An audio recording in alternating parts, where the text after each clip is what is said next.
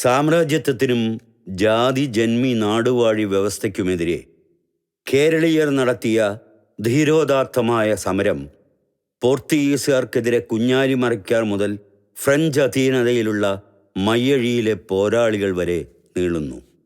സാമ്രാജ്യത്വത്തിനെതിരെയുള്ള ദേശീയ സ്വാതന്ത്ര്യ സമരവും ജന്മിത്വത്തിനെതിരെയുള്ള കർഷക സമരവും നാടുവാഴിത്വത്തിനെതിരെയുള്ള ഉത്തരവാദ ഭരണ പ്രക്ഷോഭവും ജാതി വ്യവസ്ഥയ്ക്കെതിരെയുള്ള സാമൂഹിക പരിഷ്കരണ പ്രസ്ഥാനവും പൗരാവകാശ പ്രക്ഷോഭങ്ങളും സ്വാതന്ത്ര്യ സമരമെന്ന മഹാസാഗരത്തിലേക്ക് ഒഴുകിയെത്തിയ മഹാനദികളായിരുന്നു.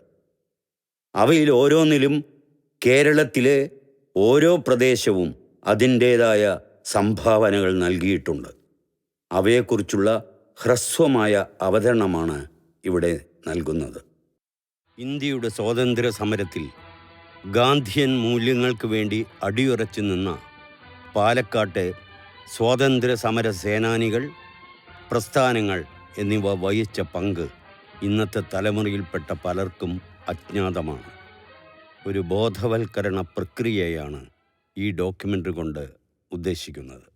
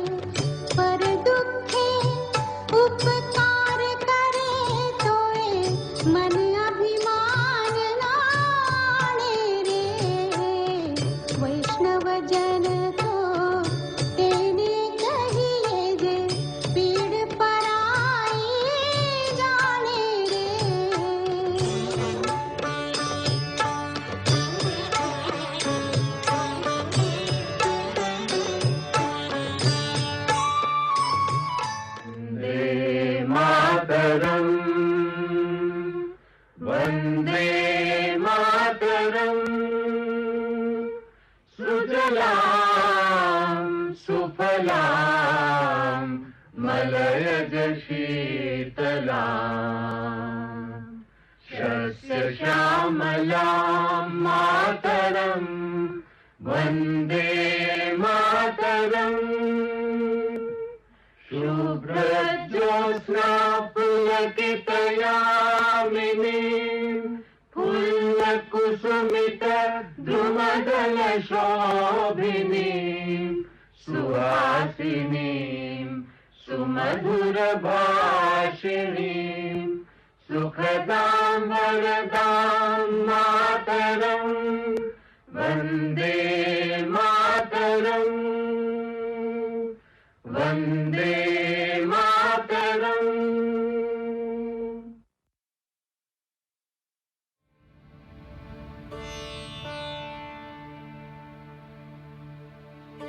തമിഴ്നാടിനോട് ചേർന്ന് കിടക്കുന്ന പാലക്കാട് കരിമ്പനകളുടെ നാടായി അറിയപ്പെടുന്നു. കേരളത്തിൻ്റെ നെല്ലറകളിൽ മുന്നിൽ നിൽക്കുന്ന പാലക്കാട് ജില്ലയുടെ പിറവി 1957 ജനുവരി 1 സമുദ്രനിരപ്പിന് 94 മീറ്റർ ഉയരത്തിലാണ് പാലക്കാട്. AD 1-ാം നൂറ്റാണ്ടിൽ പൊറനാട് അല്ലെങ്കിൽ പൊറൈനാട് എന്നാണ് പാലക്കാട് അറിയപ്പെട്ടിരുന്നത്. നെടുംപൊറയൂർ സ്വരൂപമായിരുന്നു പാലക്കാട് രാജകുടുംബം. 1363 കോഴിക്കോട് സാമൂതിരി പാലക്കാട് പിടിച്ചടക്കി. പാലക്കാട് രാജാവ് കോമി അച്ഛൻ മൈസൂർ രാജാവിൻ്റെ സഹായം തേടി. മൈസൂർ സൈന്യം വന്നപ്പോൾ സാമൂതിരി നാടുവിട്ടു. പിന്നീട് മൈസൂർ സുൽത്താനായിരുന്ന ഹൈദരാലി പാലക്കാട് പിടിച്ചടക്കി. ഹൈദരാലിയുടെ കാലത്ത് നിർമ്മിച്ചതാണ് പാലക്കാട് കോട്ട. ബ്രിട്ടീഷുകാരും കോഴിക്കോട് സാമൂതിരിയും ചേർന്ന് 1783 ഈ കോട്ട പിടിച്ചെടുത്തെങ്കിലും ഹൈദരാലിയുടെ മകനായ ടിപ്പു സുൽത്താൻ സൈന്യവുമായി വന്നപ്പോൾ സാമൂതിരി പിന്മാറി. ടിപ്പുവും ഇംഗ്ലീഷുകാരും തമ്മിൽ നടന്ന യുദ്ധത്തെ തുടർന്ന് 1792 പാലക്കാട് ബ്രിട്ടീഷ് അധീനതയിലായി. ബ്രിട്ടീഷ് ഭരണകാലത്ത് മദ്രാസ് പ്രസിഡൻസിയുടെ കീഴിലുണ്ടായിരുന്ന മലബാർ ജില്ലയുടെ ഭാഗമായിരുന്നു പാലക്കാട്.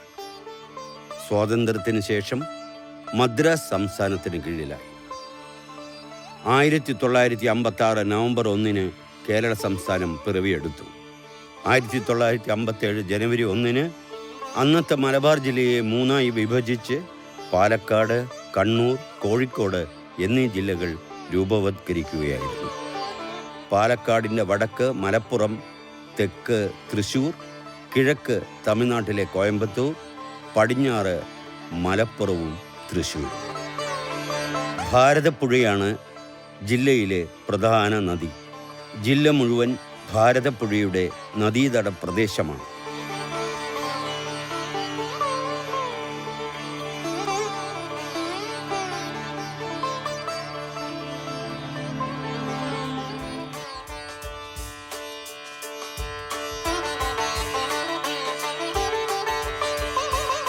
(4480 ചതുരശ്ര കിലോമീറ്റർ വിസ്തീർണമുള്ള പാലക്കാട് ജില്ലയിലേക്കുള്ള ഏറ്റവും വലിയ കവാടം വാളയാർ ചുരമാണ്. ഈ ചുരത്തിൻ്റെ സാന്നിധ്യം മൂലം കേരളത്തിലെ ഇതര ജില്ലകളിൽ നിന്നും വ്യത്യസ്തമായി വരണ്ട കാലാവസ്ഥയാണ് പല മാസങ്ങളിലും. ദശകങ്ങൾക്ക് മുമ്പ് പ്രധാനമായും കാർഷിക പ്രദേശമായിരുന്നു ഇവിടം. നെല്ലുൽപാദനത്തിൽ സംസ്ഥാനത്ത് 1-ാം സ്ഥാനം. കരിമ്പ്,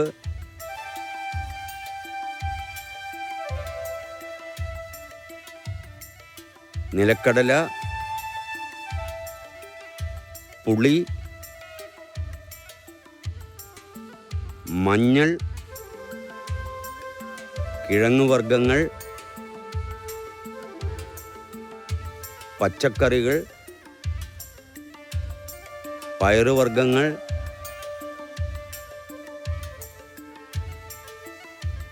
മാമ്പഴം, പരുത്തി എന്നിവയുടെ കൃഷിയിലും സംസ്ഥാനത്ത് 1-ാം സ്ഥാനത്താണ്.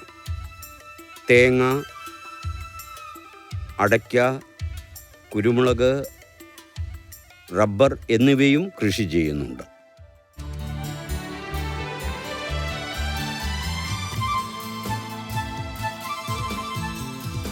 ഇന്ന് കേരളത്തിലെ 2ാമത്തെ വലിയ വ്യവസായ മേഖലയായി അറിയപ്പെടുന്നു പാലക്കാട്.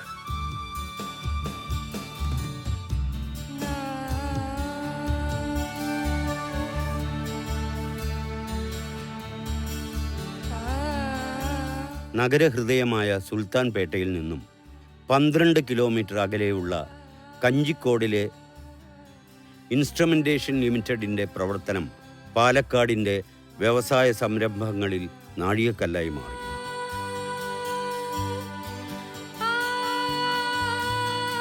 അരനൂറ്റാണ്ടിലധികമായി പ്രവർത്തിച്ചു വരുന്നു പ്രീമിയർ ബ്രൂവറീസ്. കഞ്ചിക്കോട്ടെ മറ്റൊരു പ്രധാന വ്യവസായ സ്ഥാപനമാണ് പ്രീകോട്ട് മെറിഡിയൻ. സംസ്ഥാന സർക്കാരിൻ്റെ ഉടമസ്ഥതയിലുള്ള മലബാർ സിമൻറ്റ്സ് പാലക്കാടിന് അഭിമാനിക്കാവുന്ന വ്യവസായ സ്ഥാപനമാണ്. അരനൂറ്റാണ്ടിൻ്റെ പ്രവർത്തന പാരമ്പര്യവുമായി BPL നിലകൊള്ളുന്നു. ഇൻഡസ്ട്രിയൽ ടൗൺഷിപ്പായ വൈസ് പാർക്കിനകത്ത് 50ഓളം ചെറുതും വലുതുമായ വ്യവസായ സംരംഭങ്ങളുണ്ട്. 2015 ഓഗസ്റ്റ് 3 കഞ്ചിക്കോട്ട് ഉദ്ഘാടനം ചെയ്യപ്പെട്ട ഇന്ത്യൻ ഇൻസ്റ്റിറ്റ്യൂട്ട് ഓഫ് ടെക്നോളജി ഈ രംഗത്ത് പാലക്കാട്ടിന് അഭിമാനിക്കാവുന്ന വിദ്യാഭ്യാസ സ്ഥാപനമാണ്. വിവിധ മതസ്ഥരുടെ സാംസ്കാരിക പൈതൃകവും സൗഹാർദ്ദവും വിളിച്ചു പറയുന്നു ഇവിടുത്തെ ആരാധനാലയങ്ങളും ഉത്സവങ്ങളും.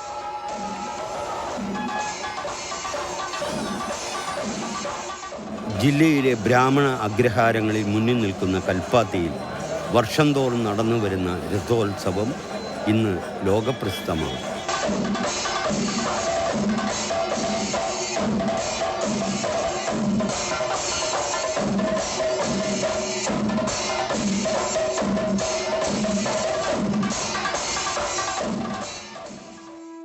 കേരളത്തിലെ വലിയ അണക്കെട്ടുകളിൽ ഒന്നാണ് മലമ്പുഴ ഡാം.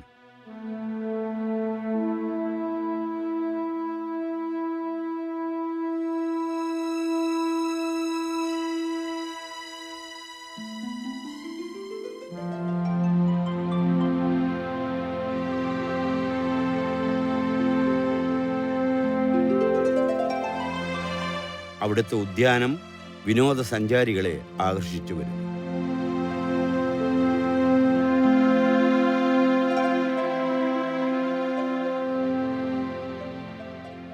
എന്നാൽ സ്വാതന്ത്ര്യ സമരകാലത്ത് ഈ പ്രദേശവും ഇവിടുത്തെ ചില മഹത് വ്യക്തികളും പ്രസ്ഥാനങ്ങളും നൽകിയ സംഭാവനകളും അമൂല്യങ്ങളാണ്. പാലക്കാട് 1972 വന്നപ്പോൾ ഇവിടുത്തെ വരുന്ന സമയത്ത് തന്നെ ഇവിടുത്തെ സംസ്കാരത്തെക്കുറിച്ചും ഇവിടെ സ്വാതന്ത്ര്യ സമരത്തിലെ ഇതിൻ്റെ പങ്കാളിത്തത്തെക്കുറിച്ചും എല്ലാം പരിചിതമായിരുന്നു. സാഹിത്യ സാംസ്കാരിക രംഗങ്ങളിലും ചരിത്രപരമായ മാറ്റങ്ങൾ സമൂഹത്തിലുണ്ടാക്കിയിട്ടുള്ള മഹാവ്യക്തികളുടെ ചരിത്രങ്ങളുമൊക്കെ നിറഞ്ഞ ഒരു ജില്ലയിലേക്കാണ് വരുന്നത് എന്ന് വ്യക്തമായിട്ട് അറിയാമായിരുന്നു. പിന്നെ ഇവിടെ വന്നിട്ട് പലരുമായിട്ട് പരിചയപ്പെടുകയും അവരുമായിട്ട് ഇടപഴകുകയും ചെയ്തതും പിന്നെ എടുത്ത് വായിക്കാൻ ശ്രമിക്കുകയും ചെയ്തപ്പോൾ ഞാനൊരു ധനശാസ്ത്ര വിദ്യാർത്ഥി എന്നുള്ള നിലയ്ക്ക് വന്നതൊരു അധ്യാപകനായിട്ടാണെങ്കിലും കൂടുതൽ വിദ്യാർത്ഥി ആയിരുന്നതുകൊണ്ട് പാലക്കാടിൻ്റെ ഗ്രാമപ്രദേശങ്ങളൊക്കെ പറ്റി പഠിക്കാനും അവിടെയുള്ള മഹാവ്യക്തിത്വങ്ങളെക്കുറിച്ചും സ്വാതന്ത്ര്യ സമരം സാമൂഹിക മാറ്റങ്ങൾ തുടങ്ങിയതിൽ പങ്കെടുത്ത ആളുകളെക്കുറിച്ചൊക്കെ മനസ്സിലാക്കാൻ ശ്രമിച്ച് ഇങ്ങനെ വന്നു കഴിഞ്ഞിട്ടാണ് ഒരിക്കലും ഒരു പുസ്തകം എഴുതേണ്ടി വന്നു. ഇവിടെ ജിജി തോംസൺ പിന്നെ പാലക്കാട് കളക്ടറായിരുന്ന സമയത്ത് പാലക്കാട്ടെ സ്വാതന്ത്ര്യ സമര സേനാനികളെക്കുറിച്ച് ഒരു പുസ്തകം പബ്ലിഷ് ചെയ്യണമെന്നും അതിൻ്റെ എഡിറ്ററായിരിക്കണമെന്നും പറയുന്നുണ്ട്. അങ്ങനെയാണ് ഞാനന്ന് കിട്ടാവുന്ന ആൾക്കാരുടെ പേരുകൾ മുഴുവൻ ചേർത്തുകൊണ്ട് പാലക്കാട്ടെ സ്വാതന്ത്ര്യ സമര സേനാനികൾ എന്നൊരു പുസ്തകം. അപ്പോൾ അന്ന് ഞാനത് പറയാൻ കാരണം എന്താ വെച്ചാൽ എന്നെ സംബന്ധിച്ച് അതിനിടയിൽ അടുത്ത കാലത്ത് മരിച്ചുപോയ എൻ്റെ അച്ഛനുള്ള ഞാനതിന് തിലോദകം എന്നാണ് പറഞ്ഞത്. കാരണം അച്ഛൻ സ്വാതന്ത്ര്യ സമര സേനാനിയായിരുന്നു. തന്നെയല്ല പിൽക്കാലങ്ങളിൽ അദ്ദേഹം കേളപ്പജിയുടെ കൂടെ സർവോദയ പ്രവർത്തനങ്ങളിലൊക്കെ മുന്നൊഴുകുകയും മലബാറിലെ രണ്ടാമത്തെ ഭൂദാൻ പ്രസ്ഥാനമായിട്ടുള്ള 27 ഏക്കർ ഭൂമി കുടുംബസ്വത്ത് ഞങ്ങളുടെ സ്വത്ത് വിനോബജിക്ക് സമർപ്പിക്കുകയും ഭൂദാനമായിട്ട് സമർപ്പിക്കുകയൊക്കെ ചെയ്തതിൻ്റെ പശ്ചാത്തലത്തിലാണ് ഞാനിവിടെ വരുന്നത്. ഇവിടെ വന്നിട്ടാണ് ഈ ഗാന്ധിയൻ മൂല്യങ്ങൾ മാത്രമല്ല, ഞാനൊരു ഗാന്ധിയൻ എന്ന് ഞാൻ സ്വയം വിളിക്കാൻ എനിക്ക് സാധിക്കില്ല, എൻ്റെ ജീവിതം അങ്ങനെയല്ല. എന്നാലും സൈദ്ധാന്തികമായിട്ട് എവിടെയാണ് നിൽക്കുന്നത്? ഒരു മനുഷ്യൻ 2 ജീവിതങ്ങളുണ്ട്, പ്രായോഗിക ജീവിതമുണ്ട്, സൈദ്ധാന്തിക ജീവിതമുണ്ട്. സൈദ്ധാന്തികമായിട്ട് ഞാൻ ഇന്നും ഗാന്ധിയനായിട്ട് നിൽക്കും. കാരണം ഇന്ത്യക്ക് വേണ്ടി ഒരു സമ്പദ്ഘടന ഉണ്ടാക്കിയിട്ടുണ്ടെങ്കിൽ, ചിന്തിച്ചിട്ടുണ്ടെങ്കിൽ, ഇന്ത്യയുടെ ഒരു സാമ്പത്തിക ദർശനം ഉണ്ടാക്കിയിട്ടുണ്ടെങ്കിൽ അത് ഗാന്ധി മാത്രമാണ്. പിൽക്കാലങ്ങളിൽ എല്ലാവരും പല പുസ്തകങ്ങളിൽ നിന്നും പടിഞ്ഞാറൻ പുസ്തകങ്ങളിൽ നിന്നും കിട്ടിയിട്ടുള്ള സിദ്ധാന്തങ്ങൾ പഠിപ്പിക്കുക മാത്രമേ ചെയ്തിട്ടുള്ളൂ. അങ്ങനെ ഇരിക്കുമ്പോഴാണ് ഇവിടെ ശബരിയാശ്രമത്തെക്കുറിച്ച് കേൾക്കാനിടയാവുന്നത്. അപ്പോൾ ആരോ പറഞ്ഞു ഇങ്ങനെ 3 തവണ ഗാന്ധിജി വന്ന സ്ഥലമാണിത്. 2 തവണ ഗാന്ധിജിയും കസ്തൂർബായും വന്നു. അങ്ങനെ അവിടെ ഒരു TR കൃഷ്ണസ്വാമി എന്നൊരു വലിയ മനുഷ്യനുണ്ടായിരുന്നു. അദ്ദേഹം ആ കാലത്തെ പാലക്കാട് ബാറിലെ അറിയപ്പെടുന്ന ഒരു വക്കീലായിരുന്നു. ഒരുപാട് പണം സമ്പാദിച്ചുകൊണ്ടിരുന്നു.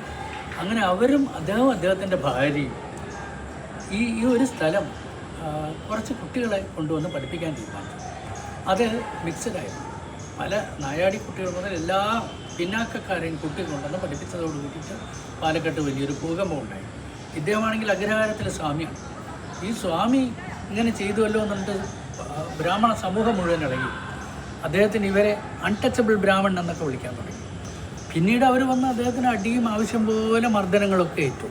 ജീവിതത്തിൽ ഒരർത്ഥത്തിൽ അദ്ദേഹത്തിൻ്റെ ജീവിതം വളരെ നരകതുല്യമായി, ശാരീരികമായിട്ട് നരകതുല്യമാവാൻ കാരണം അതായിരുന്നു. അദ്ദേഹത്തിൻ്റെ കൂടെ ഉണ്ടായിരുന്ന ആളാണ് സ്വാമി ആനന്ദതീർത്ഥൻ.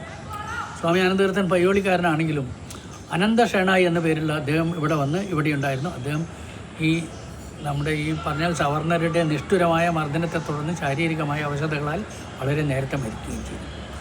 അപ്പോൾ ഇദ്ദേഹം ഇവിടെ ഈ കുട്ടികളൊക്കെ ചേർത്തി പഠിപ്പിച്ച് ഈ TR കൃഷ്ണസ്വാമി തൻ്റെ ജീവിതം മുഴുവൻ ശ്രമിച്ച സ്ഥലത്താണ് അവിടെ അപ്പു യജമാൻ എന്ന് പറഞ്ഞിട്ട് ആൾ 3.25 ഏക്കർ സ്ഥലം കൊടുക്കുകയാണ്. അവിടെയാണ് ഈ ശബരി ആശ്രമം എന്ന് പറയുന്നത്. ഗാന്ധിജി പറഞ്ഞു, എൻ്റെ ശബരി ആശ്രമം എൻ്റെ സാബർമതിയുടെ തെക്കൻ ഇന്ത്യയുടെ പതിപ്പാണിത് തന്നെ. കൽപ്പാത്തിക്കും മലമ്പുഴയ്ക്കും ഇടയിലുള്ള ഗ്രാമപഞ്ചായത്താണ് അകത്തേത്തറ. 1923 ഒക്ടോബർ 2 ഇവിടെ സ്ഥാപിതമായ ശബരി ആശ്രമം ഗാന്ധിയൻ മൂല്യങ്ങളുടെ നേർക്കാഴ്ചയാണ്. അകത്തേത്തറയിൽ ശബരി ആശ്രമം സ്ഥാപിച്ച് ഐത്തോച്ചാടനത്തിനും ഖാദിയുടെ ഉൽപ്പാദനത്തിനും പ്രചരണത്തിനും നേതൃത്വം നൽകിയ TR കൃഷ്ണസ്വാമിയും ഭാര്യ ഈശ്വരി അമ്മയും സ്വാതന്ത്ര്യ സമരകാലത്ത് സഹിച്ച യാതനകളും വേദനകളും ഇന്നത്തെ തലമുറയ്ക്ക് അജ്ഞാതമാണ്. राघव राजा राम पतित पावन सीताराम.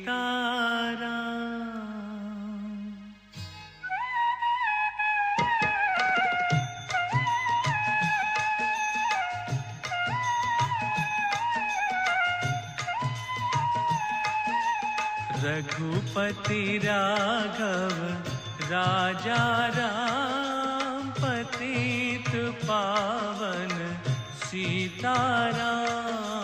रघुपति राघव राजा राम पतित पावन सीताराम. सीताराम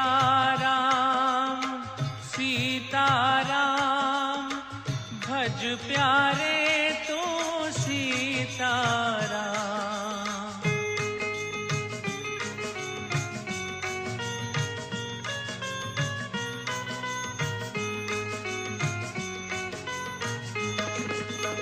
ईश्वर अल्लाह तेरे नाम सबको सन्मति दे भगवान. ईश्वर अल्लाह तेरे नाम सबको सन्मति दे भगवान.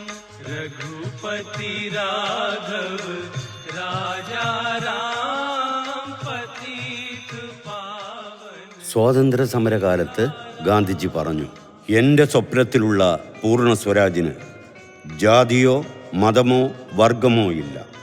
സ്വാതന്ത്ര്യം ഉയർന്ന ജാതിക്കാരുടെയോ അഭ്യസ്ത വിദ്യരുടെയോ മാത്രം കുത്തകയല്ല, എല്ലാവരുടെയും അവകാശമാണ്.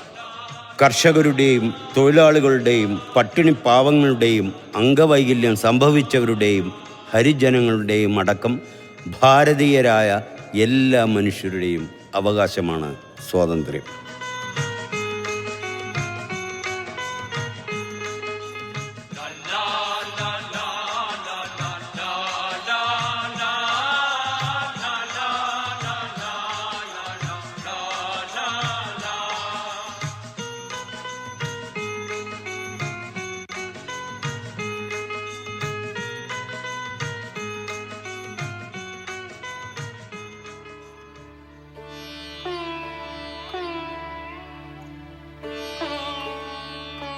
ശബരി ആശ്രമത്തിൽ പഠിച്ചു വളർന്ന ടി ദേവനാണ് ഇന്ന് ആശ്രമത്തിൻ്റെ സെക്രട്ടറി.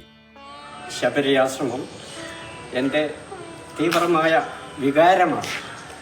കാരണം മഹാത്മാഗാന്ധിജിയുടെ പാദസ്പർശമേറ്റ പവിത്രവും പരിപാവനവുമായ ഈ ഭൂമിയിൽ കാലൂന്നി നിൽക്കുന്ന ഒരു സാഹചര്യം എനിക്ക് ഏറ്റവും കൂടുതൽ എൻ്റെ ആത്മാവിന് വെളിച്ചം തരുന്ന ഒരു മഹാസംഭവമാണ്.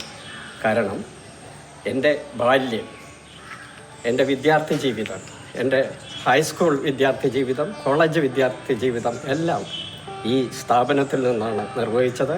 1957 ഞാൻ ഇവിടെ ഒരു അന്തേവാസിയായി വരുന്നത്. എൻ്റെ എലിമെൻ്ററി സ്കൂൾ വിദ്യാഭ്യാസം കഴിഞ്ഞ് തുടർ വിദ്യാഭ്യാസത്തിന് കഴിവില്ലാത്ത എൻ്റെ കുടുംബ ചുറ്റുപാടുകളുണ്ട്. ആ സമയത്ത് തുടർ വിദ്യാഭ്യാസത്തിന് അഭയം തേടിയത്, വിദ്യാഭ്യാസത്തിൻ്റെ വെളിച്ചം നൽകാൻ അഭയം തേടിയത് ഈ ശബരി ആശ്രമമാണ്. ഇവിടെ ഞാൻ 1957 ഒരു ഹൈസ്കൂളിലെ അന്നത്തെ 4th ഫോം എന്ന് പറയും, 9th സ്റ്റാൻഡേർഡ്, അവിടെ പാലക്കാട് ഗവൺമെൻറ് VVP ഹൈസ്കൂളിൽ ഞാനൊരു വിദ്യാർത്ഥിയായി 4th ഫോമിൽ ചേർന്നു. തുടർന്ന് 1960 SSLC യിൽ നിന്ന് അവിടെ പാസ്സാവുകയും തുടർന്ന് കോളേജ് വിദ്യാഭ്യാസം പാലക്കാട് ഗവൺമെൻറ് വിക്ടോറിയ കോളേജിൽ BSc വരെ പഠിക്കുവാനുള്ള അവസരവും ഒരുക്കിയത് അന്നത്തെ ശബരി ആശ്രമം ഭാരവാഹികളാണ്. TPR നമ്പീശൻ, വാസുദേവൻ നമ്പ്യാർ, അങ്ങനെയുള്ള ഹരിജൻ സേവാ സംഘത്തിൻ്റെ നേതാക്കൾ എനിക്ക് അത്തരമൊരു അവസരം ഒരുക്കി തരുകയും എൻ്റെ കോളേജ് വിദ്യാഭ്യാസം നിർവഹിക്കാനുള്ള സാഹചര്യവും അങ്ങനെ ഉണ്ടായി. ആ കാലഘട്ടത്തിൽ ശബരിയാശ്രമത്തിലെ ദിനചര്യകൾ എൻ്റെ ജീവിതത്തിലെ വിദ്യാർത്ഥി ജീവിതത്തിൽ വളരെയേറെ അന്ന് ഓരോ ദിവസവും എങ്ങനെ കാലത്ത് 5 മണിക്ക് എഴുന്നേൽക്കണം, തുടർന്ന് ഇവിടെ ഞങ്ങൾ പ്രാർത്ഥന നടത്തും. 30ഓളം വിദ്യാർത്ഥികൾ അന്ന് ഈ സ്ഥാപനത്തിൽ ഇവിടെ അന്തേവാസികളായിട്ടുണ്ടായിരുന്നു. ആ 30ഓളം വിദ്യാർത്ഥികൾ മുഴുവൻ തന്നെ ഏകോദര സഹോദരന്മാരെ പോലെ ജാതി മത വ്യത്യാസമില്ലാതെ വളരെ ഐക്യത്തിലും സ്നേഹത്തിലും കഴിഞ്ഞ ഒരു കാലഘട്ടം. അവർ ഒരുമിച്ച് ഭക്ഷണം കഴിക്കുകയും ഒരുമിച്ച് പ്രാർത്ഥന നടത്തുന്നു, ഒരുമിച്ച് സ്കൂളുകളിൽ പോകുന്നു, അങ്ങനെ ഒരുമിച്ച് കളിക്കുന്നു. അതൊരു മഹാസംഭവമായിട്ട് എനിക്ക് പിൽക്കാല ജീവിതത്തിൽ അനുഭവപ്പെട്ടു. അങ്ങനെ കഴിഞ്ഞ ആ ദിനചര്യ ശബരിയാശ്രമത്തിലെ മഹാത്മാഗാന്ധിജി ദേശീയ ദിനങ്ങൾ, അതുപോലെ തന്നെ ഒക്ടോബർ 2, ഈ ഓഗസ്റ്റ് 15 അതുപോലുള്ള ദേശീയ ദിനങ്ങളൊക്കെ തന്നെ ഇവിടെ ഉത്സവമായിട്ട് ഞങ്ങൾ കൊണ്ടാടിയ ഒരു കാലഘട്ടമായിരുന്നു.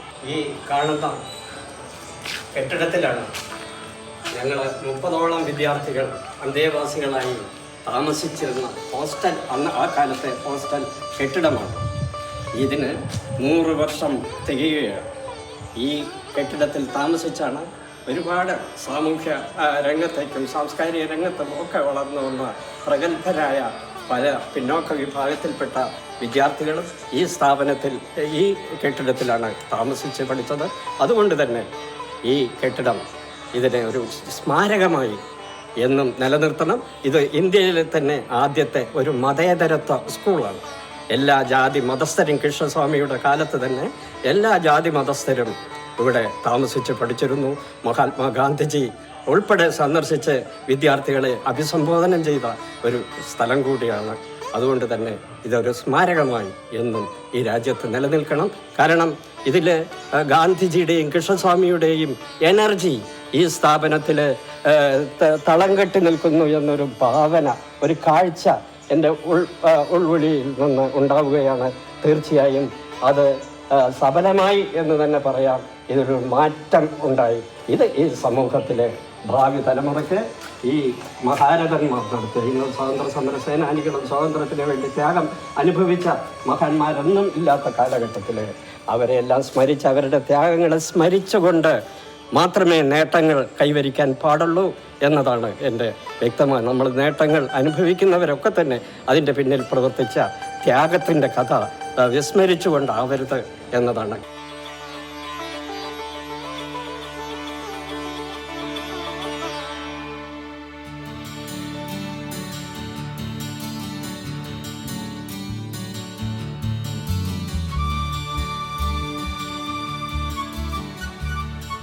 പേരെന്താണ്? ദേവരാജ്. ഏത് ക്ലാസ്സിലാണ് പഠിക്കുന്നത്? 8ല്. എത്ര കാലം ഇവിടെ താമസം? 1 വർഷമായി. വീട് എവിടെയാ? മണൽമന്ത കൽപ്പാത്തി. എൻ്റെ പേര് അമൽകുമാർ, വീട് മുണ്ടൂര്. ഞാൻ ഈ വർഷം വന്നതാണ്, 6ൽ പഠിക്കുന്നു. ഭക്ഷണം താമസമൊക്കെ എങ്ങനെയുണ്ട് ഇവിടെ? നന്നായി. കുറേ ഫ്രണ്ട്സിനെ കിട്ടിയ? ഉണ്ണികൃഷ്ണൻ. വീട് കോളമണ്ണ. ഞാൻ 10ാം ക്ലാസ്സിൽ പഠിക്കുന്നു.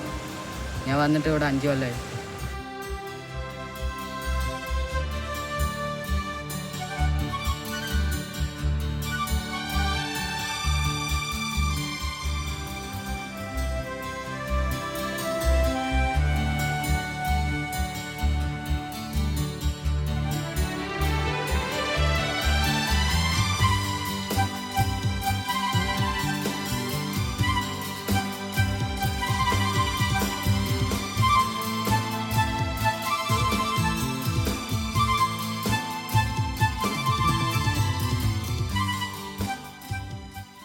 ഇന്ത്യയിൽ ഒരു ഇക്കോണമിസ്റ്റേ ഉള്ളൂ എന്ന് പറയാമെങ്കിൽ അത് ഗാന്ധിജി മാത്രമാണെന്നാണ് ഞാൻ പറയാം. ബാക്കിയുള്ളവരൊക്കെ സിദ്ധാന്തങ്ങളെ കൊണ്ടുവന്നിട്ട് പറയേണ്ടായിട്ടുണ്ട്, പഠിപ്പിക്കേണ്ടായിട്ടുണ്ട്. ഞാനും എൻ്റെ എളിയ നിലയ്ക്ക് ഒരു സാമ്പത്തിക ശാസ്ത്ര അധ്യാപകനായിരുന്നു. ഇപ്പോൾ എനിക്ക് അതിൻ്റെ പോരായ്മകൾ ശരിക്കും മനസ്സിലാവുന്നുണ്ട്. എൻ്റെതായ ഒരു കണ്ടുപിടുത്തം അതിലില്ല, ഒരു കോൺട്രിബ്യൂഷൻ അതിലില്ല. പക്ഷേ ഗാന്ധിജി ധനശാസ്ത്രം പഠിച്ച ആളല്ലായിരുന്നു. പക്ഷേ ജീവിതം പഠിപ്പിച്ച ജനങ്ങളെ മനസ്സിലാക്കിക്കൊണ്ട് ഉരുത്തിരിഞ്ഞെടുത്ത ഒരു സാമ്പത്തിക ശാസ്ത്രം ഗാന്ധിജിക്കുണ്ടായിരുന്നു. അത്തരം കാര്യങ്ങളെ നമുക്ക് എങ്ങനെ കൊണ്ടുവരാം, ജീവിതത്തിലേക്ക് പകർത്താം എന്നതിന് ശബരിയാശ്രമം പോലുള്ള ഒരു കേന്ദ്രത്തെയാണ് നമ്മൾ ഇപ്പോൾ അതിനുള്ള ഒരു നെർവ് സെൻറ്റർ, നാഡീ കേന്ദ്രമാക്കി മാറ്റാനുള്ള ഒരു ശ്രമം നടക്കുകയാണ്.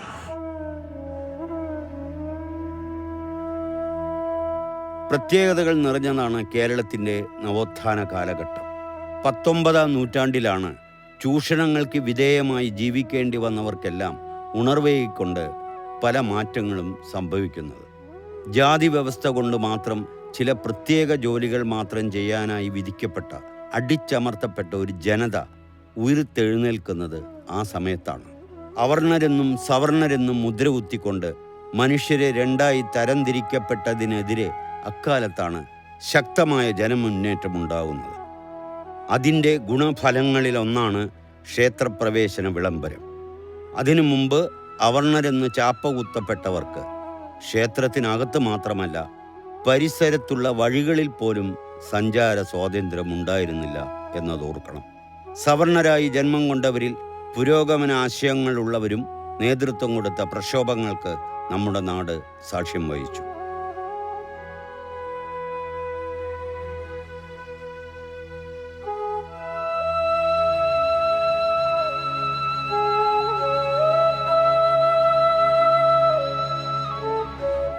ആയിരത്തി 1924 ശ്രീമൂലം തിരുനാൾ നാട് നീങ്ങിയതിനെ തുടർന്ന് 12-ാം വയസ്സിൽ തന്നെ ശ്രീ ചിത്തിര തിരുനാൾ രാജാവായെങ്കിലും പ്രായപൂർത്തിയാകാത്തതുകൊണ്ട് 1931 വരെ സേതു ലക്ഷ്മി ഭായി റീജൻ്റായി തിരുവിതാംകൂർ ഭരണം നടത്തുകയുണ്ടായി.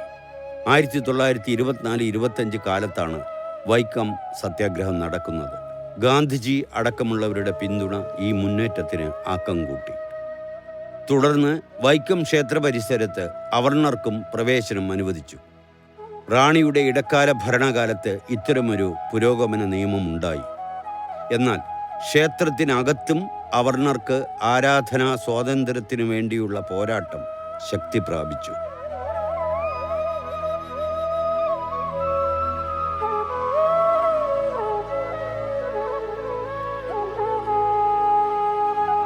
ദിവാൻ സർ CP രാമസ്വാമി അയ്യരുടെ ശുപാർശ അനുസരിച്ച് 1936 നവംബർ 12-ന് ശ്രീ ചിത്തിര തിരുനാൾ ക്ഷേത്രപ്രവേശന വിളംബരം പ്രഖ്യാപിച്ചു.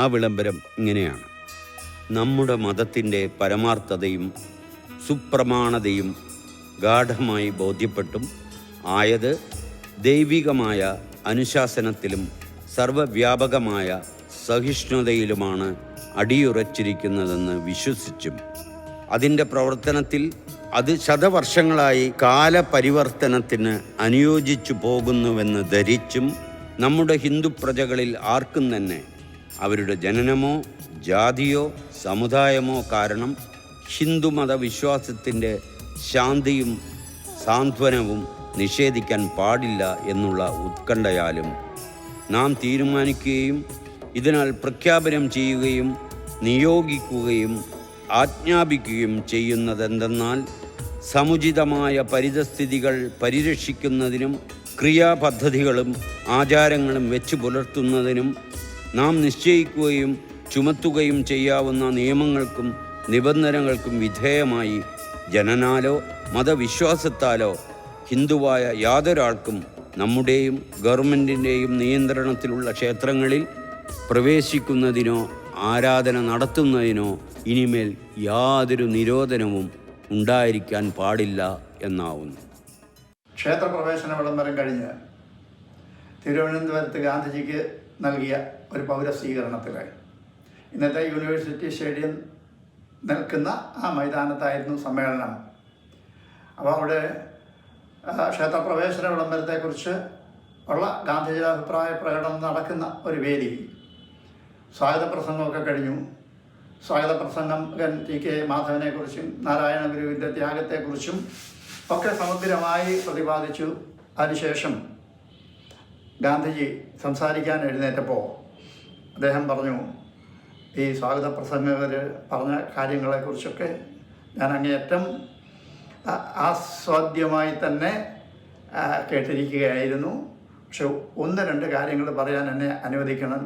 2 പേരെ സ്മരിക്കുന്നതിന് നിങ്ങൾ എനിക്ക് അനുവാദം തരണം. അതിൽ ആദ്യത്തെ ആൾ TR കൃഷ്ണസ്വാമിയാണ്.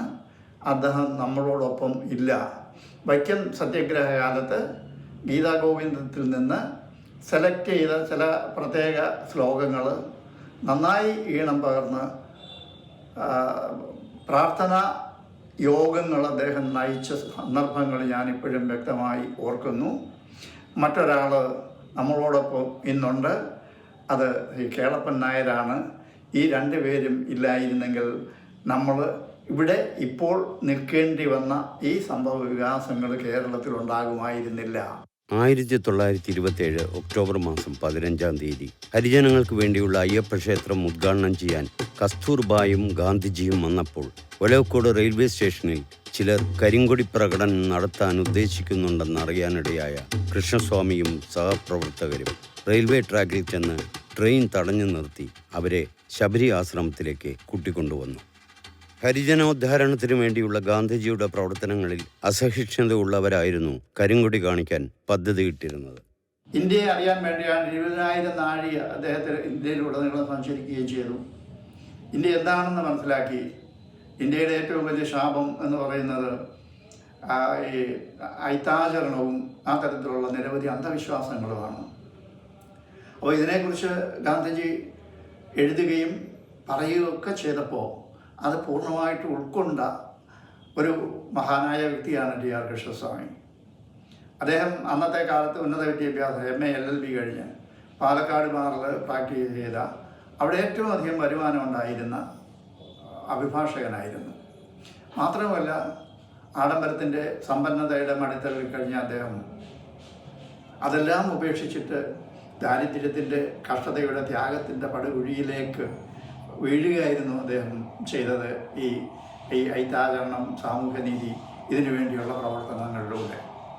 1891 ഏപ്രിൽ 30-ാം തീയതി തൃശൂർ ജില്ലയിലെ മഞ്ഞപ്ര ഗ്രാമത്തിൽ ഒരു മധ്യവർഗ ബ്രാഹ്മണ കുടുംബത്തിൽ ജന്മം കൊണ്ടു TR കൃഷ്ണസ്വാമി. പിതാവ് TK രാമസ്വാമി, മാതാവ് അരുന്ധതി അമ്മ.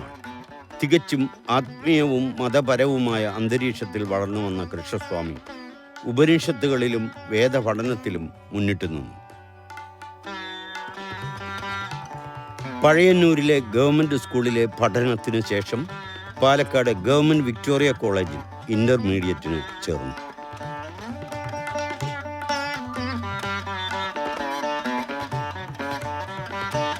അപ്പോൾ അടുത്തു തന്നെയുള്ള താരേക്കാട് അഗ്രഹാരത്തിലായിരുന്നു അദ്ദേഹം താമസിച്ചിരുന്നത്.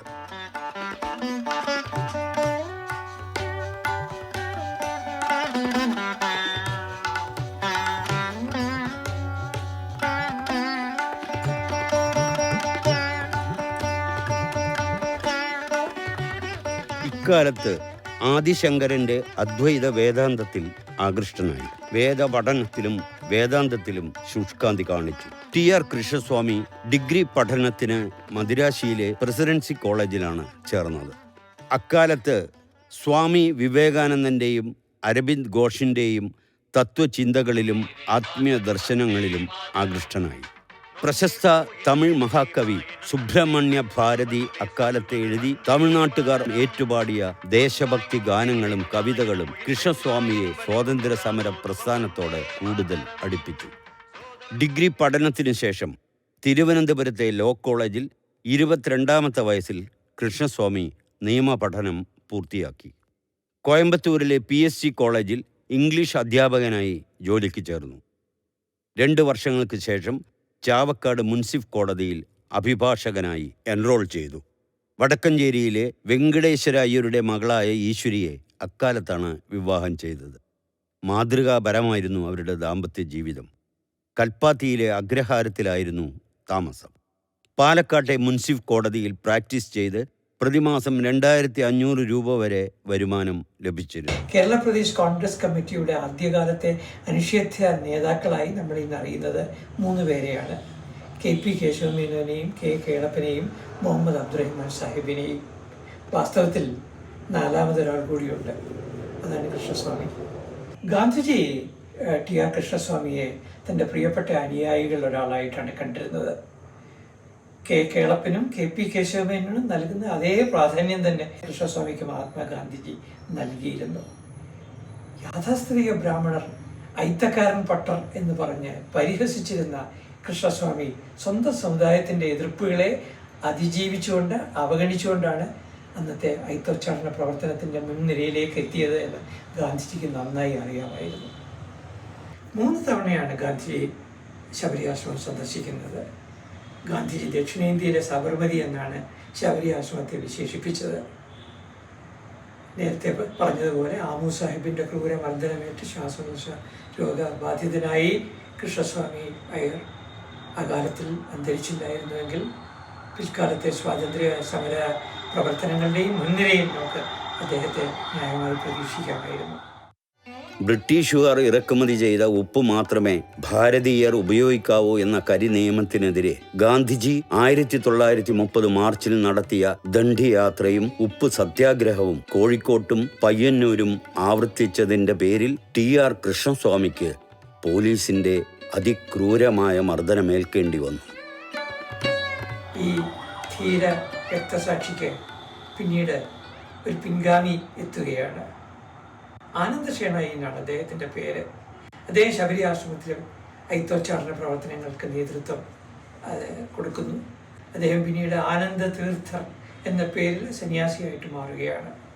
ശ്രീനാരായണ ഗുരുവിൻ്റെ അവസാനത്തെ ശിഷ്യൻ എന്ന് അദ്ദേഹത്തെ പിൽക്കാലത്ത് ജീവചരിത്രകാരൻ ശ്രീനാരായണ ഗുരുവിൻ്റെ ജീവചരിത്രകാരന്മാർ വിശേഷിപ്പിച്ചിട്ടുണ്ട്. കേരളത്തിലെ നവോത്ഥാന പ്രസ്ഥാനത്തിൻ്റെ മുൻനിരയിൽ നിന്ന ശ്രീനാരായണ ഗുരു രോഗചികിത്സയുടെ ഭാഗമായാണ് പാലക്കാട്ട് 20-ാം നൂറ്റാണ്ടിൻ്റെ ആദ്യ ദശകത്തിൽ എത്തിയത്. ഈഴവരും മറ്റു പിന്നോക്ക വിഭാഗങ്ങളും നേരിടുന്ന ഒറ്റപ്പെടലുകൾ അദ്ദേഹത്തെ ദുഃഖിതനാക്കി. ഈ പശ്ചാത്തലത്തിലാണ് ഭാരതപ്പുഴയുടെ കൈവഴികളിലൊന്നായ കണ്ണാടിപ്പുഴയുടെ തീരത്തുള്ള യാക്കരിയിൽ വിശ്വേശ്വര ക്ഷേത്രം 1913 രൂപം കൊള്ളുന്നത്.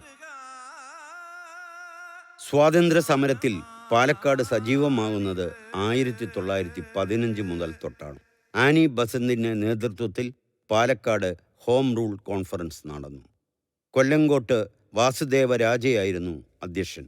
1922 മെയ് 6-ാം തീയതി സംസ്ഥാന കോൺഗ്രസിൻ്റെ 2ാം സംസ്ഥാന സമ്മേളനം പാലക്കാട് നടക്കുന്നത്. പ്രമുഖരായ ദേശീയ നേതാക്കൾ പലരും പങ്കെടുത്ത അതായത് സരോജിനി നായിഡു, രാജഗോപാലാചാരി, ദേവദാസ് ഗാന്ധി, BP ഉമ്മ മുതലായവർ പങ്കെടുത്ത ഈ യോഗം തന്നെ സരോജിനി നായിഡുവിൻ്റെ പ്രസംഗം തന്നെ ഒരു വലിയ പ്രേരണയായിരുന്നു, വലിയൊരു ഇൻസ്പിറേഷനായിരുന്നു.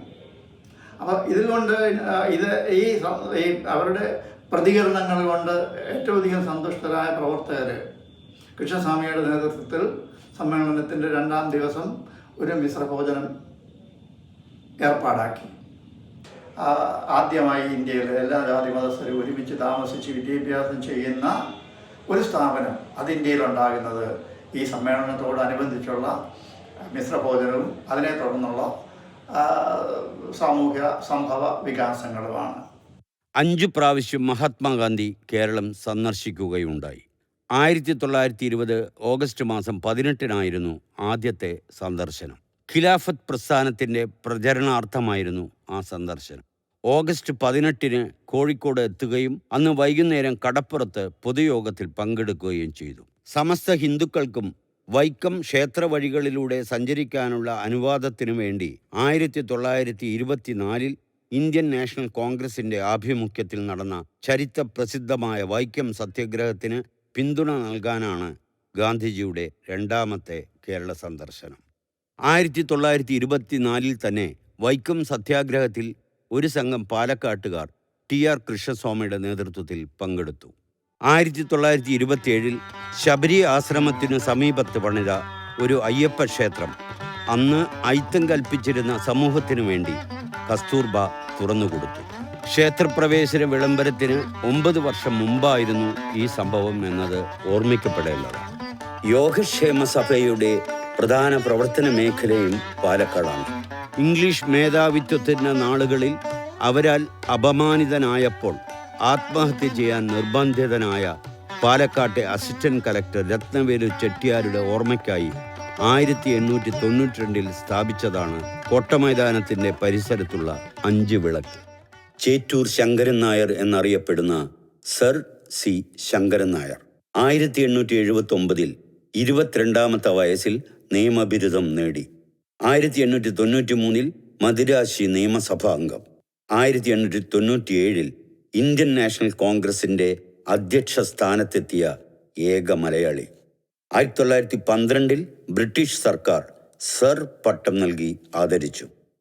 1919 ജാലിയൻ വാലാബാഗ് കൂട്ടക്കൊലയിൽ പ്രതിഷേധിച്ച് വൈസ്രോയിയുടെ കൗൺസിലിൽ നിന്നും രാജിവെച്ചു. ഗാന്ധിജിയുടെ ചില സമരമുറകളെ നിശിതമായി വിമർശിച്ചിരുന്നു അദ്ദേഹം. ഗാന്ധിയൻ ദർശനങ്ങളിൽ ആകൃഷ്ടനായി സ്കൂൾ പഠനകാലത്ത് തന്നെ ഹരിജൻ കോളനികളിൽ പോയി നിശാ ക്ലാസുകൾ എടുത്തു അമ്പലപ്പാറ നാരായണൻ നായർ. അവരെ ഐക്യത്തിനെതിരെ ബോധവൽക്കരിച്ചു. 90 വയസ്സായിട്ടും ഇപ്പോഴും തികഞ്ഞ ഗാന്ധിയനാണ്. അഖില ഭാരത സർവസേവാ സംഘം നടത്തിയിരുന്ന ഗ്രാമസേവക് ട്രെയിനിങ് കഴിഞ്ഞ് പേരൂർ ഗാന്ധി സേവാ സദനത്തിൽ ജോലിയിൽ പ്രവേശിച്ചു. ഗാന്ധി സേവാ സദനം കിട്ടുന്നുണ്ടോ? അതെ, അവിടെ മാനേജറായിരുന്നു. ഈ അടുത്ത് തന്നെ ഒരു ഖാദി വസ്ത്രാലയം ഉണ്ടല്ലോ. ഉണ്ട്, അത് ഞാൻ വരുന്നേണേ. അതെയോ? ഉണ്ടാക്കണതേ വരുന്നേണേ. 60 ആള് പണിയുണ്ട്, 30 ആള് 80 ആള് വർക്ക് ചെയ്യുന്നുണ്ട്. 80 കുടുംബം. 80 കുടുംബം അതുമായിട്ട് ബന്ധപ്പെട്ട് ജീവിക്കുന്നുണ്ട്. ജീവിക്കുന്നുണ്ട്. ഇപ്പോഴും അതിന്റെ മാനേജ്മെന്റ് അല്ല, ഇവരെ രക്ഷാധികാരികളാണ്.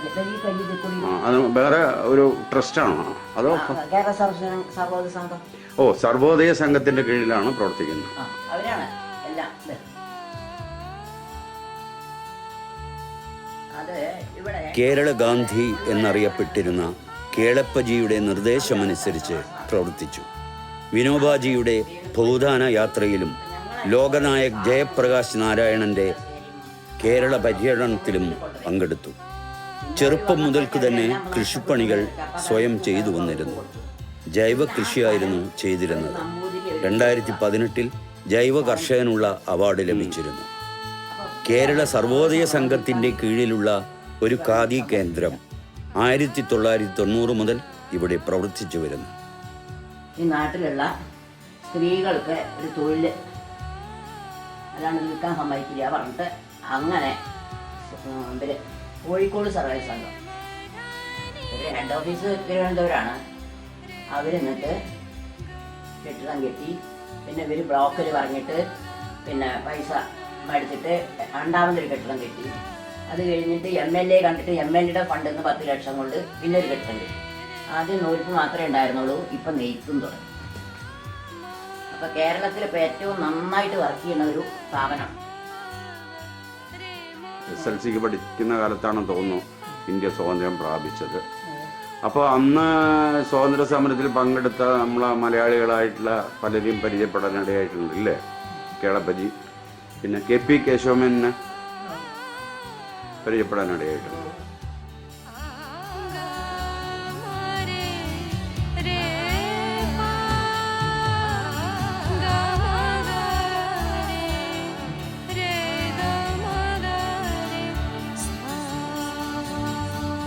പാലക്കാട്ടെ സ്വാതന്ത്ര്യ സമര സേനാനികളെ കുറിച്ച് കേരള ഗവൺമെന്റിന് വേണ്ടിയിട്ട് സാർ ഒരു ഗ്രന്ഥം രചിക്കുകയുണ്ടായല്ലോ. അതിൽ സാറ് പരാമർശിച്ചിട്ടുള്ള പ്രധാനപ്പെട്ട സ്വാതന്ത്ര്യ സമര സേനാനികളെ കുറിച്ച് ഒന്ന് പറയാമോ? ആ ഗ്രന്ഥരചന ശരിക്കും DTPC ആണ് പ്രസിദ്ധം ചെയ്തത്. കേരളത്തിലെ മൊത്തം സ്വാതന്ത്ര്യ സമര സേനാനികളെ കുറിച്ച് ഉണ്ടെങ്കിലും പാലക്കാട്ടിന് ഒരു പ്രത്യേക പ്രാധാന്യം കൊടുക്കണം എന്നുള്ളത് കൊണ്ട് തന്നെ. കാരണം സ്വാതന്ത്ര്യ സമരം ശരിക്കും ഈ വടക്കൻ പ്രദേശങ്ങളിലാണ് വളരെ ശക്തി ആർജിച്ചിട്ടുണ്ടായില്ല. പ്രത്യേകിച്ച് പാലക്കാട്ട് വളരെയധികം ശക്തി ആർജിച്ചിരുന്നു. അതിൽ തന്നെ അകത്തേത്തറ പഞ്ചായത്തിൽ തന്നെ ഒരു കൂട്ടം സ്വാതന്ത്ര്യ സമര സേനാനികൾ ഇത്രയധികം ഉണ്ടായിട്ടുള്ള ഒരു സ്ഥലവും ഏറെ ഇല്ല എന്ന് വേണം പറയാം. പക്ഷെ ഇതിലെ പേരുകളൊക്കെ കിട്ടുക എന്നുള്ള വലിയ ബുദ്ധിമുട്ടായിരുന്നു.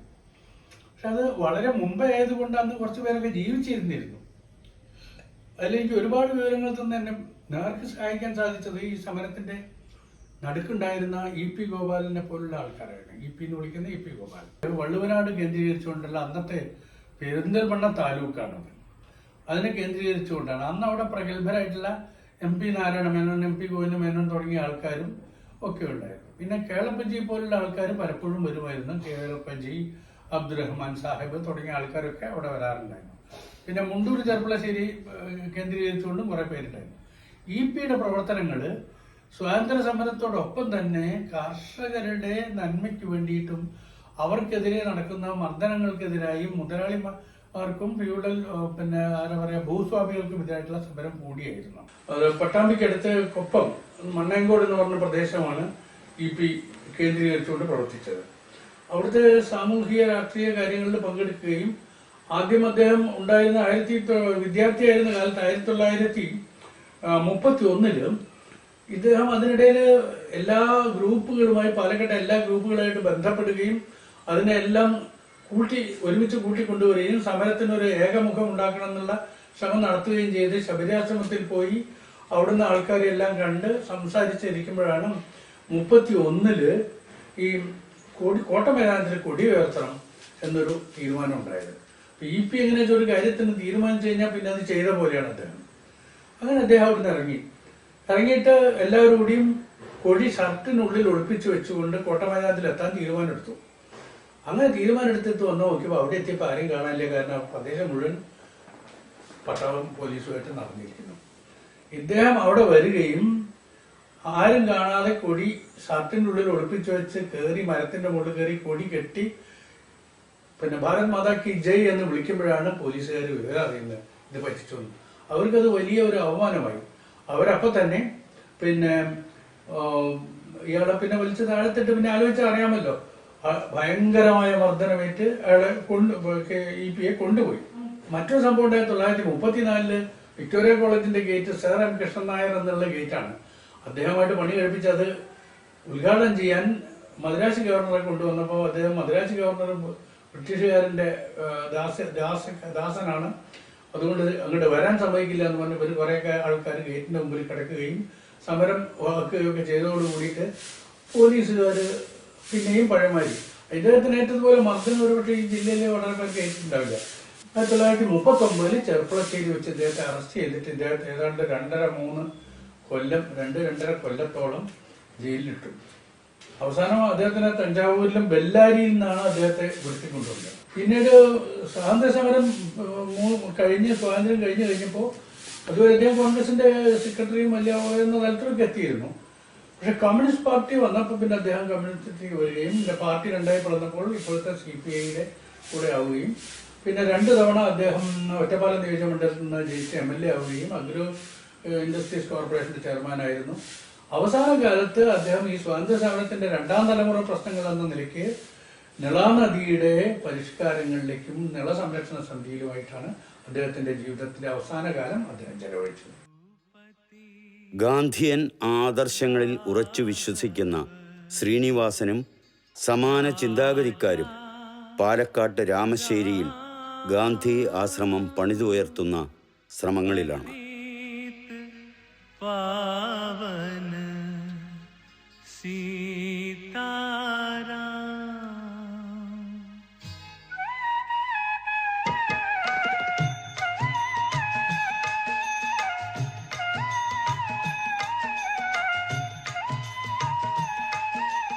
रघुपति राघव राजा സ്വാതന്ത്ര്യ സമര സേനാനികളുമായിട്ട് എങ്ങനെയാണ് ഇടപെടാനുള്ള സാധ്യതകളുണ്ടായത്? ഞങ്ങൾ ഈ സാക്ഷരതാ പ്രസ്ഥാനവുമായി ബന്ധപ്പെട്ട് ആദിവാസി മേഖലയിൽ അവരുടെ ഇടയിലുള്ളൊരു സാക്ഷരതാ പ്രവർത്തനമാണ് തുടക്കത്തിൽ ഉണ്ടായിരുന്നത്. അങ്ങനെ കണക്റ്റഡായിട്ട് വന്ന് പിന്നെ നമ്മൾ നെഹ്റു യുവ കേന്ദ്രയുമായിട്ട് ബന്ധപ്പെട്ട് കുറച്ച് പ്രവർത്തിക്കാനുള്ളൊരു അവസരം ഉണ്ടായിരുന്നു. ആ സമയത്താണ് ഞാൻ മദ്യനിരോധന പ്രവർത്തനങ്ങൾക്ക് നേതൃത്വം നൽകുന്ന പാലക്കാട് ജില്ലയിലെ ഫ്രീഡം ഫൈറ്ററെ നാരായൺജിയെ പരിചയപ്പെടുന്നത്. ആ നാരായൺജിയെ പരിചയപ്പെട്ടതിന് ശേഷം നാരായൺജിയായിട്ട് അടുപ്പമായി. അതിനുശേഷം പിന്നെ മഹാത്മാഗാന്ധിയുടെ കൂടെ സേവാഗ്രാമ ആശ്രമത്തിൽ ഉണ്ടായിരുന്ന ഭീമൻ ഗുരുജി, AK രാമൻകുട്ടി എന്ന് പറയുന്നത് രാമശ്ശേരിയിലെ അഭിമാനമായിട്ടുള്ള ഒരു സൂര്യ തേജസ്സുള്ളൊരു മനുഷ്യനാണ്. ഈ കാണുന്ന പാറപ്പുറത്ത് വെച്ചാണ് അദ്ദേഹം 1930 നിയമലംഘന പ്രസ്ഥാനവുമായി ബന്ധപ്പെട്ടുകൊണ്ട് നടന്ന ഒരു പ്രവർത്തനത്തിൻ്റെ ഭാഗമായി അദ്ദേഹം 1930 17ാമത്തെ വയസ്സിൽ ഇവിടെ വെച്ചാണ് അദ്ദേഹം അറസ്റ്റ് ചെയ്യപ്പെടുന്നത്.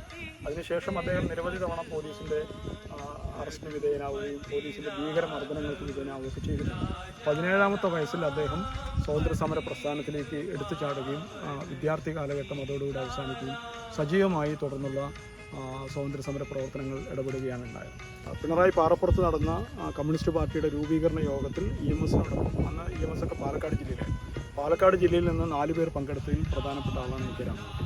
അദ്ദേഹം അതിന് സ്വാതന്ത്ര്യം ലഭിച്ചതിന് ശേഷം കേരളത്തിലെ 1ാം നിയമസഭയിലും 2ാം നിയമസഭയിലും അദ്ദേഹം MLA ആയിട്ടുണ്ടായിരുന്നു. അദ്ദേഹം 1994 അദ്ദേഹത്തിൻ്റെ മരണം സംഭവിക്കുന്നത്. ഈ കാണുന്ന ആ എണ്ണപ്പനയുടെ താഴെയാണ് അദ്ദേഹത്തിൻ്റെ അന്ത്യവിശ്രമം കൊള്ളുന്ന സ്ഥലം. കാർഷിക മേഖല, കാർഷിക തൊഴിലാളികളുടെ അവകാശങ്ങൾ, സാധാരണ ജനങ്ങളുടെ പ്രശ്നങ്ങൾ, ഇതൊക്കെ തന്നെ സ്വാതന്ത്ര്യ സമരത്തിന്റെ പ്രശ്നങ്ങളുമായി സംഘടിപ്പിച്ചുകൊണ്ട് ഒരു സമഗ്രമായിട്ടുള്ള ഒരു സാമൂഹിക മാറ്റത്തിന് വേണ്ടി ശ്രമിച്ച ആളാണ് കുഞ്ഞുണ്ണി നായർ. മഹാത്യാഗിയും അതിധീരനുമായിരുന്ന ഒരു വലിയൊരു സ്വാതന്ത്ര്യ സമര സേനാനിയാണ് മോഴിക്കുന്നത്ത് ബ്രഹ്മദത്തൻ നമ്പൂതിരിപ്പാട്. പൊതുപ്രവർത്തനങ്ങളിലും ബ്രിട്ടീഷ് വിരുദ്ധ പ്രവർത്തനങ്ങളിലും ഇറങ്ങി പോലീസിന് സഹിക്ക വയ്യാതെ പിടികിട്ടിയപ്പോൾ അവർ കൊണ്ടുപോവുകയും അതികഠിനമായി മർദ്ദിക്കുകയും വളരെ ചെറിയ പ്രായത്തിൽ മരിക്കുകയും ചെയ്ത ആളാണ്. ആർ കൃഷ്ണന്റെ സംഭാവനകളെക്കുറിച്ച് പറയാമോ? ആദ്യകാലത്ത് കോൺഗ്രസുമൊക്കെയായിട്ട് ബന്ധപ്പെട്ട ഇവിടുത്തെ കോൺഗ്രസ് പ്രസ്ഥാനവുമായിട്ട് ബന്ധപ്പെടുകയും അന്ന് പിന്നെ സ്വാതന്ത്ര്യ സമരത്തിനൊക്കെ അതാണല്ലോ ഉള്ളത്. ആ കാലത്ത് കോൺഗ്രസിലായിട്ട് ബന്ധപ്പെടുകയും അതിൻ്റെ സജീവ പ്രവർത്തകനാവുകയും ചെയ്തു. പക്ഷെ അദ്ദേഹം തൻ്റെ പ്രവർത്തന മണ്ഡലം ഏറ്റവും അധികം ശ്രദ്ധ കേന്ദ്രീകരിച്ചത് കർഷക തൊഴിലാളികളുടെ മുന്നേറ്റത്തിനും അവരുടെ അവകാശങ്ങൾ വാങ്ങാനും ഈ പാട്ടം മുതലായവയിലൂടെ പിന്നെ മുതലാളിമാർ സാധാരണ ജനങ്ങളെ വല്ലാതെ ബുദ്ധിമുട്ടിച്ച കാലത്ത് അതിൻ്റെ മുന്നിൽ നിന്ന് സ്വാതന്ത്ര്യത്തിന് മുമ്പും പിമ്പും തന്നെ പോലീസുകാരുടെ മർദ്ദനമേൽക്കുകയും ഒക്കെ ചെയ്തിട്ടുള്ള ഒരു വ്യക്തിയാണ്. ജനങ്ങളുടെ വല്ലാത്ത സ്നേഹാദരങ്ങൾ നേടിയിട്ടുള്ള ഒരു മനുഷ്യനാണ്. സ്വാതന്ത്ര്യ സമരകാലത്ത് മഹാത്മാഗാന്ധിയുടെ ആഹ്വാനമനുസരിച്ച് പല സാമൂഹ്യ പരിഷ്കരണ പ്രസ്ഥാനങ്ങളിലും പ്രവർത്തിക്കാൻ മുൻപന്തിയിൽ നിന്നിരുന്ന വ്യക്തികളിൽ ഒരാളാണ് പാലക്കാട് ജില്ലയിൽ ഭീമൻ ഗുരുജി. അദ്ദേഹത്തിൻ്റെ മകൻ എന്ന നിലയ്ക്ക് പിതാവിനെക്കുറിച്ച് താങ്കൾക്ക് എന്താണ് പറയാനുള്ളത്? അച്ഛൻ പറഞ്ഞത് കേട്ടിട്ടുള്ളതും അച്ഛൻ്റെ ശിഷ്യന്മാർ വന്ന് പറഞ്ഞിട്ടുള്ളതായിട്ടുള്ള അറിവ് വെച്ചിട്ടാണ് ഞാൻ പറയാൻ പോകുന്നത്. അച്ഛൻ ഗാന്ധിയുടെ പുതിയ വിദ്യാഭ്യാസ സമ്പ്രദായം നയ്യത്താലിം അതിനുവേണ്ടി വളരെയധികം ആകർഷണമായിരുന്ന ആളാണ് അച്ഛൻ. അപ്പോൾ 2 തരത്തിലാണ് അന്ന് സ്വാതന്ത്ര്യ സമരത്തിൻ്റെ ഘട്ടം കടന്നു പോയിരുന്നത്. ഗാന്ധിജി പറഞ്ഞത് ഒന്ന് കൺസ്ട്രക്റ്റീവ്, സ്വാതന്ത്ര്യം കിട്ടിക്കഴിഞ്ഞാൽ ഇന്ത്യ എന്താവണം എന്നുള്ളത്, ഇന്ത്യയിലെ സമ്പദ് വ്യവസ്ഥ എന്തായിരിക്കണം എന്നുള്ളതിനെക്കുറിച്ച് വളരെ വ്യക്തമായിട്ടുള്ള കാഴ്ചപ്പാടുണ്ടായത് കാരണം അതിനനുസരിച്ചുള്ളൊരു വിദ്യാഭ്യാസ പദ്ധതി നടപ്പിലാക്കാനാണ് ഗാന്ധിജി ആഗ്രഹിച്ചിരുന്നത്. അദ്ദേഹത്തിൻ്റെ 2ാമത്തെ ആശ്രമമായ വാർധയിലെ സേവാഗ്രാമിലാണ് അതിൻ്റെ ട്രെയിനിങ്ങും കാര്യങ്ങളൊക്കെ നടത്തിയിരുന്നത്. 2ാമത്തെ സെറ്റ് ആൾക്ക് അതിൻ്റെ കൂടെ തന്നെ ഖാദിയുടെ പ്രചരണവും, വേറൊന്ന് സ്വാതന്ത്ര്യ സമരത്തിൽ പ്രത്യക്ഷ സ്വാതന്ത്ര്യ സമരത്തിലേക്ക് ഇറങ്ങുക. അങ്ങനെ 2 വിഭാഗമുണ്ട്. ഖാദിയും വിദ്യാഭ്യാസവും ഒരു ഭാഗത്ത്, 2ാമത്തെ ഭാഗത്ത് സ്വാതന്ത്ര്യ സമരവും. അതിന് അണികൾ പ്രത്യക്ഷ സമരത്തിൽ ഏർപ്പെടും. ഒരു കാരണവശാലും ഇതിലുള്ള ആൾക്കാർ, വിദ്യാഭ്യാസത്തിനും ഖാദി പ്രചരണത്തിനുമുള്ള ആൾക്കാർ മറ്റേ മേഖലയിലേക്ക് കടക്കരുത് എന്നുള്ളൊരു കർശന നിർദ്ദേശവും അദ്ദേഹം നൽകിയിരുന്നു. അച്ഛൻ ഇവിടെ സേവാസദനിൽ, പത്തിരിപ്പാല സേവാസദനത്തിൽ TTC സ്കൂൾ ഹെഡ് മാഷായിരിക്കുകയാണ്. അദ്ദേഹത്തിനെയും ഗാന്ധിജിയുടെ പുതിയ വിദ്യാഭ്യാസ പദ്ധതി പഠിക്കുന്നതിന് വേണ്ടിയിട്ട് വാർധയിലേക്ക് അയച്ചത്. അവിടെ ഗാന്ധിജിയെ കണ്ട ഓർമ്മകളും കാര്യങ്ങളും വളരെ മുതിർന്ന സ്വാതന്ത്ര്യ സമര നേതാക്കളും കാര്യങ്ങളുമായിരുന്നു. എല്ലാ തരത്തിലും എന്താ പറയുക, ബുദ്ധിപരവും ആശയപരവുമായിട്ടുള്ള വളരെയധികം കഴിവുള്ള ആൾക്കാരാണ് അദ്ദേഹത്തിന് ക്ലാസ്സുകൾ എടുത്തിരുന്നതാണ്. അച്ഛൻ പറഞ്ഞതെപ്പോഴും ഓർമ്മയുണ്ട്. ആദ്യമായി അച്ഛൻ ചെന്ന സമയത്ത് അവിടെ അടുപ്പിൽ ചാരം വാരുന്ന ആളായിരുന്നു പിന്നെ ഒരു ആശാനഗിര, എനിക്ക് പേരിങ്ങനെ നല്ലോണം ഓർമ്മ വരില്ല, വളരെ പ്രഗത്ഭയായിട്ടുള്ള അവരായിരുന്നു ഉണ്ടായിരുന്നത്. അവരെ അടുപ്പിൽ നിന്നൊക്കെ എടുത്ത് അച്ഛനോട് കൈകാല് കഴുകി വരാൻ പറഞ്ഞ് ആഹാരമൊക്കെ കൊടുത്തതിന് ശേഷം പിന്നെ ക്ലാസ്സിലേക്ക് പോയിരുന്ന സമയത്ത് ഇവരായിരുന്നു അച്ഛന് ക്ലാസ് എടുക്കാൻ വന്നിരുന്നത്. ഒരു ജോലിയും മനുഷ്യന് അന്യമല്ല, എല്ലാ ജോലിയും എടുക്കാൻ തയ്യാറായിരിക്കണമെന്നാണ് ആ ക്ലാസ്സുകളിൽ പറഞ്ഞിരുന്നത്. ഭാവിയിലെ ഇന്ത്യ ഏത് രീതിയിലാണ് കെട്ടിപ്പടുക്കേണ്ടത്, ഗ്രാമങ്ങളിലെ ജനങ്ങളെ, കുട്ടികളെ ഏത് രീതിയിലാണ് തയ്യാറാക്കേണ്ടത് എന്നുള്ളത് സംബന്ധിച്ചുള്ള വിദ്യാഭ്യാസ പ്രക്രിയയാണ് അവിടെ പഠിപ്പിച്ചിരുന്നതെന്ന് അദ്ദേഹം പറഞ്ഞിട്ടുണ്ട്. അച്ഛൻ വന്നതിന് ശേഷം അതിൻ്റെ പ്രധാന പ്രചാരകനായി പാലക്കാട് ജില്ലയിൽ മാത്രമല്ല, എനിക്ക് തോന്നുന്നു കാസർഗോഡ് മുതൽ തിരുവനന്തപുരം വരെ ഇതിൻ്റെ പ്രചരണവുമായിട്ടും ട്രെയിനിങ്ങുമായിട്ടും ഒക്കെ അച്ഛൻ നടന്നതായിട്ട് അച്ഛൻ പറഞ്ഞിട്ടും അച്ഛൻ്റെ ശിഷ്യന്മാർ വന്ന് പറഞ്ഞിട്ടും ആവാം. പിന്നീട് കേരളത്തിലെ പുതിയ ഗവൺമെൻറ്റും കാര്യങ്ങളും വന്നു കഴിഞ്ഞപ്പോൾ ഈ വിദ്യാഭ്യാസ സമ്പ്രദായത്തിനോടുള്ള അവരുടെ അകൽച്ച കണ്ട് അച്ഛൻ ജോലി രാജിവെക്കുകയും, പത്രിപാലിൻ്റെ സമയത്തായിരുന്നു ജോലി രാജിവെക്കുകയും ഖാദി ബോർഡിലേക്ക്, ഖാദി പ്രസ്ഥാനത്തിലേക്ക് ഇടുകിച്ചേരുകയുമാണ് ചെയ്തത്. അതിനുശേഷം അദ്ദേഹം ഖാദി കമ്മീഷനിലും വർക്ക് ചെയ്തിരുന്നു. ഖാദി കമ്മീഷനിൽ നിന്ന് റിട്ടയർ ചെയ്ത ശേഷം പിന്നെ സാഹിത്യ പ്രവർത്തനം, ബാലസാഹിത്യ പ്രവർത്തനവും ഗാന്ധി സാഹിത്യ പ്രവർത്തനവും ഒക്കെ ആയിട്ടാണ് കഴിഞ്ഞുകൂടിയിരുന്നത്. അദ്ദേഹത്തിന് ഗാന്ധിജിയുടെയും പുസ്തകങ്ങളും കുട്ടികൾക്കുള്ള പുസ്തകങ്ങളാണ് ധാരാളമായിട്ട് എഴുതിയിരുന്നത്. അദ്ദേഹത്തിൻ്റെ ഗാന്ധിയൻ പുസ്തകമായിട്ട് ടോൾസ്റ്റോയ് ഫാമിന് പിന്നെ നമ്മുടെ കേരള സാഹിത്യ അക്കാദമിയുടെ അവാർഡ് കിട്ടിയിട്ടുണ്ട്. കുട്ടികൾക്കുള്ളത് മറ്റേ കുട്ടൻ്റെ കഥ, അതിന് NCERTയുടെ അവാർഡും കിട്ടിയിട്ടുണ്ട്. സാമൂഹ്യ പരിഷ്കരണത്തിന് വേണ്ടി ഗാന്ധിയൻ മൂല്യങ്ങൾ മധ്യത്തിൽ പ്രചാരണം നൽകിയ വ്യക്തികളിൽ മുൻപന്തിയിൽ നിൽക്കുന്നു താങ്കളുടെ പിതാവായ നാരായൺജി. അച്ഛനും അമ്മയും എല്ലാം പ്രധാനമായിട്ടും ഈ ഹിന്ദി ഭാഷയുടെ പ്രചാരണത്തിന് വേണ്ടിയിട്ട് ആ പ്രവർത്തനത്തിലായിരുന്നില്ലേ കൂടുതൽ സമയം? അമ്മയും അച്ഛനും എല്ലാവരും അന്ന് തലത്തേത്ര മുഴുവൻ കുറെ ആൾക്കാർ ഹിന്ദി പ്രചാരണത്തിന് വേണ്ടിയിട്ട് കുറെ കഷ്ടപ്പെട്ട ആൾക്കാരായിരുന്നു. അതിൽ കുറെ ആൾക്കാരുണ്ട്. അനുസൂയ എഴുതി, അനുസൂയ കേരമ്മ, അതുപോലെ തന്നെ വിശ്വനാഥ മേനോൻ എന്നൊക്കെ പറഞ്ഞിട്ടുള്ള കുറെ ആൾക്കാർ. അതിലെല്ലാം അതിലൂടെയാണ് എൻ്റെ അമ്മയും ആ ഹിന്ദി ഇതിലേക്ക് പോയതും അങ്ങനെ ടീച്ചറായിട്ട് മാറിയത്.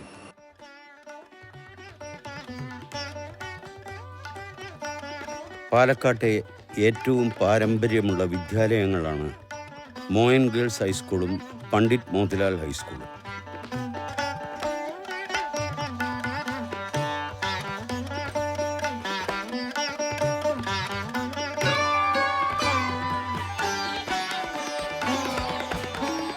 കേരളത്തിലെ ഏറ്റവും പഴക്കം ചെന്ന കോളേജുകളിലൊന്നായ പാലക്കാട്ടെ വിക്ടോറിയ കോളേജ് സ്വാതന്ത്ര്യ സമരത്തിൻ്റെ വേദികളിലൊന്നായിരുന്നു.